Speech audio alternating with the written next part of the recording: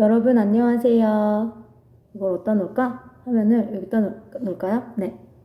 자, 우리 별의 진화를 하도록 하겠습니다. 별의 진화하기 전에는 지난 시간까지 배웠던 H알도 가로축, 세로축 그 물리량에 대한 이해가 아주 명확해야 합니다. 네. 자, 별의 탄생과 진화부터 하겠습니다. 별은 어디서 만들어질까? 보통 별은 밀도가 높고 온도가 낮은 성운에서 탄생을 합니다. 왜 밀도가 높아야 되죠? 그렇죠. 물질이 많아야 이 물질이 뭉쳐서 별이 되는 거니까 밀도가 높아야 되겠지요. 그 다음에 온도가 낮은 성운. 여러분, 온도가 높다면 어떻게 될까요? 이 분자의 운동량이 엄청 커진단 말이에요. 그럼 뭉칠 수가 있을까요? 뭉칠 수 없지요. 그래서 뭉치기 위해서 온도가 낮은 성운이어야 합니다. 그래서 성운은 주로 온도가 낮은 분자운, 일명 수소구름이라고 불립니다. 그래서 이러한 성운에서 어떤 계기로 수축이 일어나면 물질이 뭉쳐서 별이 생성이 되는 겁니다. 그럼 이 어떤 계기라는 게 뭘까요? 주변에서 초신성 폭발에 의해서 그 폭발의 여파로 인해 훅 밀리면 어느 그 밀린 부분은 수축이 일어날 수 있겠지요. 그럼 그쪽으로 물질들이 뭉치면서, 그러니까 몰리면서 어떤 중력이 형성이 됩니다. 그럼 이렇게 중력이 형성된 이 지점을 중심으로 주변 물질들이 서서히 모이기 시작하겠죠. 자, 그러면 짜잔, 원시별에서 주계열성 전까지의 내용이 여기 이제 교과서에 그림으로 나와 있습니다. 좀 볼게요. 여기 보면 일단 성운, 네, 요거 한번 볼게요. 네, 지금 어느 지점에 물질들이 많이 몰려있는 이제 성운입니다. 그럼 이 성운의 이 중심부로 주변의 물질들이 서서히 몰려들 거예요. 그러면서 조금씩 회전을 하게 됩니다. 회전을 하면 보다 효과적으로 주변의 물질들이 몰리고요. 중심부 온도를 효과적으로 높일 수 있습니다. 이 중심부 온도는 왜 높아지냐면요. 어찌 보면 이 물질은 중심으로 추락하는 거거든요. 충돌이 일어납니다. 그때 어마무시한 에너지가 나와요. 그 에너지가 이 성운 내부의 온도와 압력을 굉장히 높이게 될 거예요. 그래서 여기 기체 원반이 형성이 되고 그 다음에 계속적으로 온도와 압력이 높아지면서 서서히 중심부에서 빛이 발생하게 됩니다. 그래서 이 높아진 온도가 중심별의 온도가 1000만 켈빈, 즉 수소 핵융합 가능한 온도까지 이르게 된다면 수소 핵융합 반응이 일어나서 이제 안정적으로 중심부 온도를 이제 높이고 유지할 수 있기 때문에 더 이상 중력 수축이 일어나지 않습니다. 그러면서 주계열성이 됩니다. 그래서 지금 여기 요 지점, 이게 원시별, 그 다음에 여기가 주계열성인데 요 경계 지점이 이제 1000만 켈빈이 되겠습니다. 1000만 켈빈 이전까지는요, 주변 성운이 중력에 의해서 중심부로 계속 모여요. 중력 수축이 일어납니다. 그럼 그 중력 수축에 의해서 발생한 에너지로 중심부 온도를 높이게 돼요. 하지만 1000만 켈빈 이상 된 이 주계열성 상태에서는 더 이상 중력 수축으로 에너지원을 얻는 게 아니라 핵융합 반응을 할 수 있기 때문에 수소 핵융합 에너지로 이제 중심부 온도를 유지하게 됩니다. 그게 주계열성 단계예요. 그리고 중력 수축이 일어나지 않기 때문에 사이즈가 안정적으로 유지가 됩니다.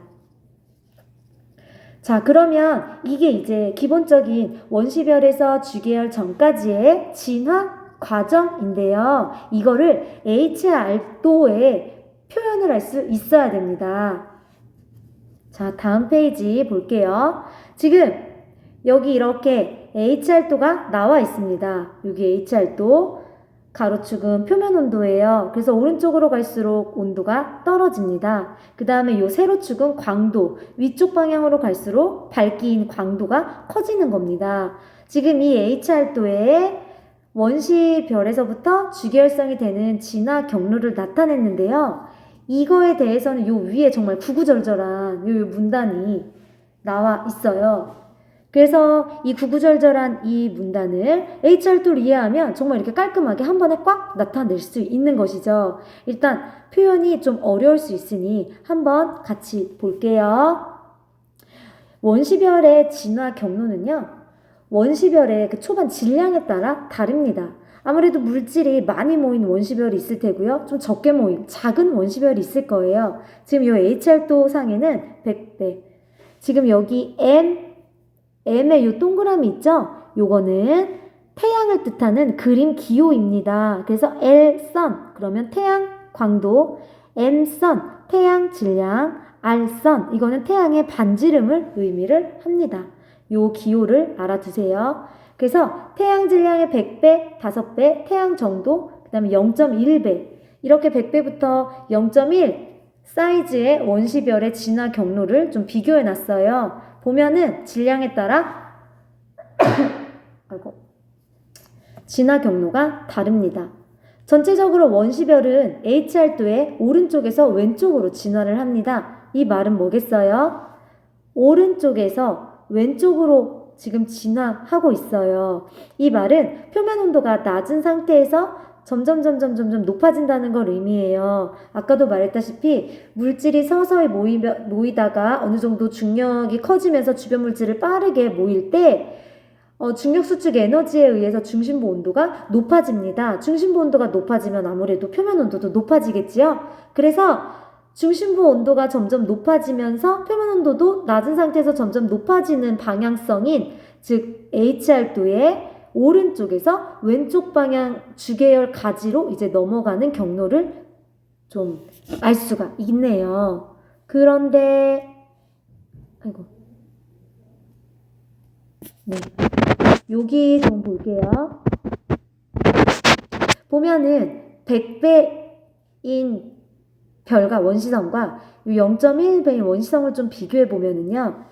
100배짜리는 아래로 살짝 내려갔다가 즉 광도가 살짝 감소했다가 보면 표면 온도가 훅 높아지는 방향으로 진화를 하는 반면에 사이즈가 작은 0.1배짜리 요 원시성은 아래 방향으로 주로 진화를 하네요. 아래 방향으로 진화한다는 것은 광도가 좀 낮아진다는 겁니다. 그 이유는 뭘까요, 여러분?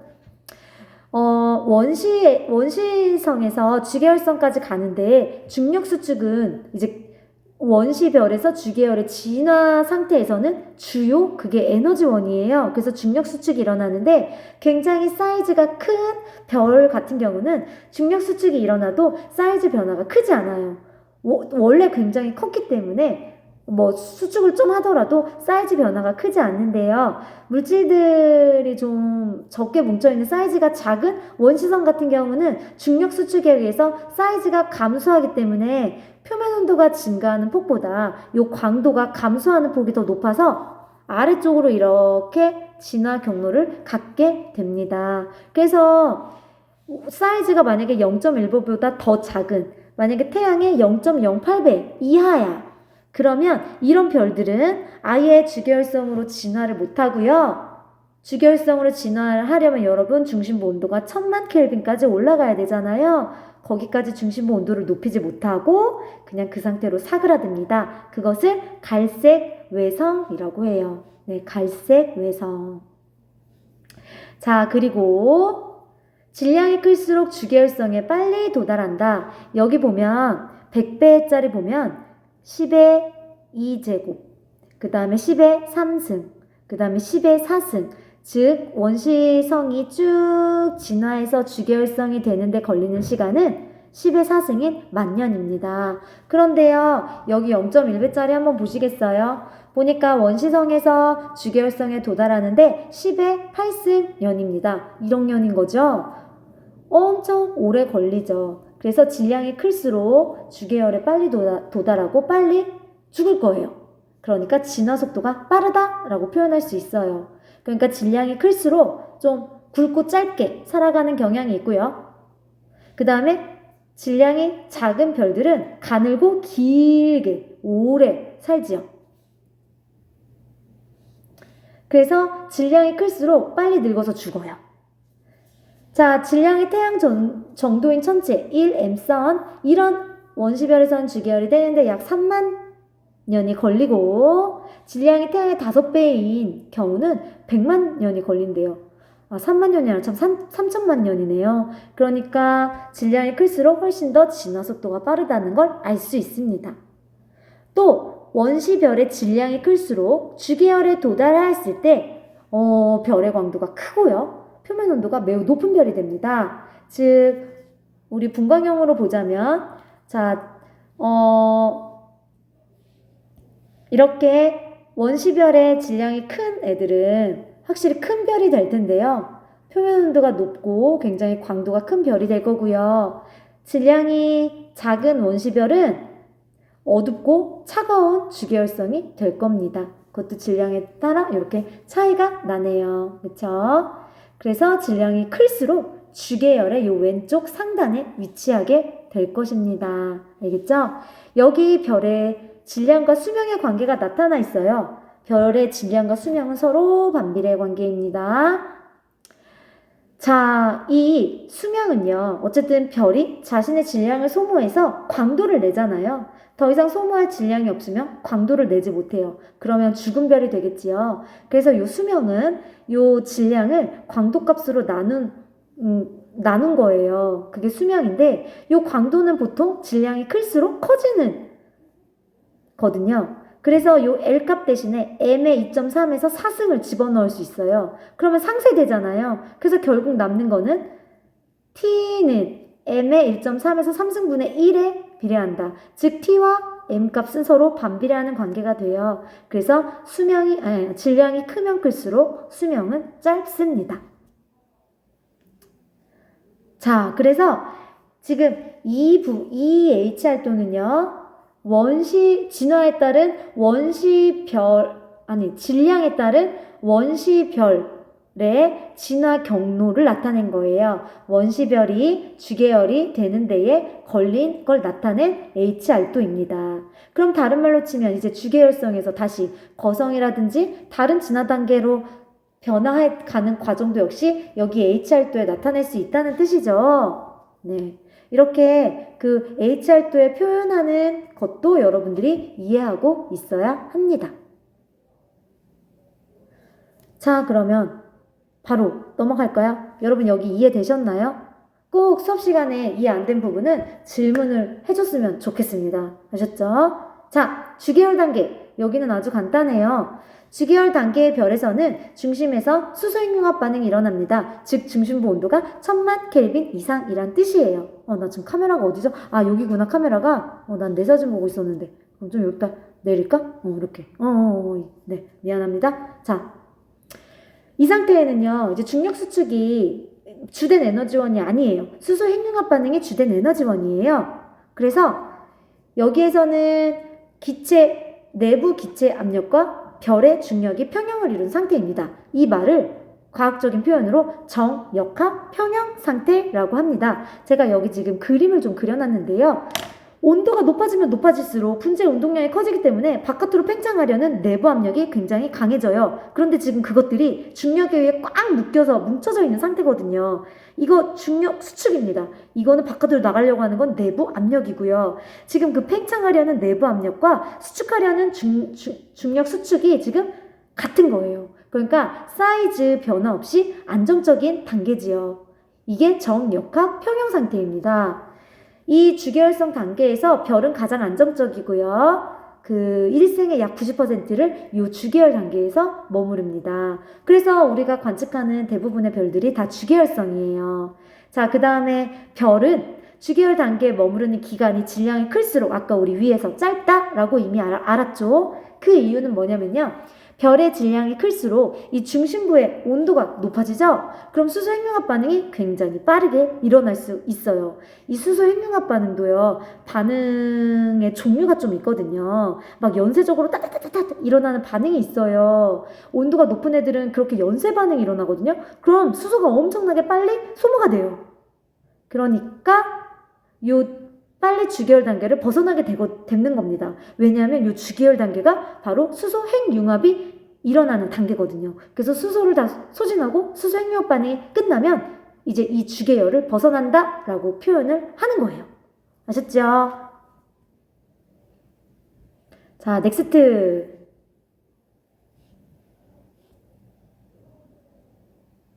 자, 이제 거성 단계입니다. 별 중심에게 수소가 다 소비되면 별은 주계열 단계를 벗어나게 돼요. 중심부에서 그런데 수소 핵융합 반응이 멈추면 상상해 보세요. 어떻게 될까요? 자, 요 부분인데요. 이 중심부 부분. 그걸 여러분 알아야 됩니다. 별의 중심부가 1000만 켈빈까지 높아지면 그 중심부에서만 수소핵융합 반응이 일어나요. 별의 표면은 1000만 켈빈이 아니에요. 그렇기 때문에 수소핵융합 반응이 일어나는 부분은 중심의 뜨거운 그 부분에서만 수소핵융합 반응이 일어나는 겁니다. 아셨죠, 여러분? 자, 그런데 이 중심부의 수소핵 반응이 멈추면 더 이상 이 중심부 온도를 높이는데 에너지 공급이 중단된 상태고요. 그럼 이 온도가 유지되기 어려워요. 그러면 살짝 압력이 어떻게 될까요? 내부 압력, 바깥으로 팽창하려는 그 압력이 감소하게 됩니다. 그러면 중력이 우세하게 돼요. 그래서 중력 수축이 일어납니다. 이 내부가 수축을 해요.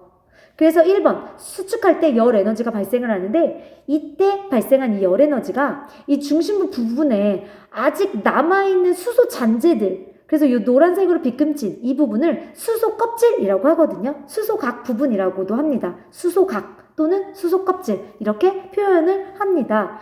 이 부분에 남아있는 수소가 마지막 영끌, 네, 영끌을 해서 수소 핵융합 반응을 합니다. 그래서 2번, 바깥에 있는 수소가 핵융합 반응을 합니다. 그러면 수축할 때 발생한 열에너지와 핵융합으로 발생한 열에너지 때문에 그 에너지로 요 외곽부 있잖아요. 요 외곽부와 요 표면부가 엄청나게 팽창을 합니다. 즉 압력이 증가해요. 아까 내부 압력이 증가하면 팽창한다 그랬잖아요. 그래서 요 외곽부의 압력이 증가하면서 바깥으로 엄청나게 팽창을 합니다. 중심부는 수축하고 외곽부는 팽창하고 주계열성에 비하면 정력과 평형 상태가 완전히 깨진 거고요. 굉장히 불안정한 상태입니다. 그래서 이 별 외곽부가 어마무시하게 커져요. 그래서 보면 여기 정리를 좀 해봤습니다. 외곽부가 팽창을 하고 별의 크기가 증가하고요. 그러면 그 외곽부는 밀도도 감소할 거예요. 온도도 감소하겠지요. 그런데 우리 거성 그룹을 한번 생각해 보세요. H알도상에서 이 거성은요, 어느 위치에 있었냐면요, H알도가 이렇게 있으면 여기가 주계열성이고요. 이 부분이 거성이었단 말이에요. 이 반대쪽이 백색외성이고요. 광도가 어마무시하게 크잖아요. 광도는 여러분 알다시피 반지름과 표면 온도의 조합입니다. 즉 표면 온도는 밀도 감소로 인해 굉장히 떨어졌지만 외곽부 팽창에 의해 반지름 값이 어마무시하게 커졌기 때문에 광도가 어마무시하게 증가한 겁니다. 아셨죠? 네, 그런데 이 거성을 보통 적색 거성이라는 표현을 많이 써요. 물론 청색 거성도 있어요. 근데 그냥 적색 거성이 대부분이에요. 왜냐하면 외곽부가 팽창하면서 밀도가 감소하고 온도가 뚝 떨어지다 보니까 어떻게 돼요? 분광형으로 치면 붉은색별로 보이게 되는 겁니다. 온도가 높을수록 청색별로 보이잖아요. 그쵸? 얘는 그 반대인 거지요. 그래서 적색거성이라고도 합니다. 별의 질량이 만약 태양보다 되게 커! 그러면 적색거성보다도 더 큰 초거성으로 진화하게 됩니다. 아셨죠? 네. 그래서 H알토상이 아까 주계열에 있었다면 H알토상에서 이제 오른쪽으로 다시 가고 광도가 커지니까 위쪽으로 갈 거예요. 그렇죠? 오른쪽으로 가는 이유는 뭐예요? 표면 온도가 감소했으니까요. 그렇죠? 감소하는 방향으로 갈 거고 근데 사이즈가 커져서 광도는 증가하니까 위로 가겠지요. 그래서 오른쪽 위로 이동하는 것입니다.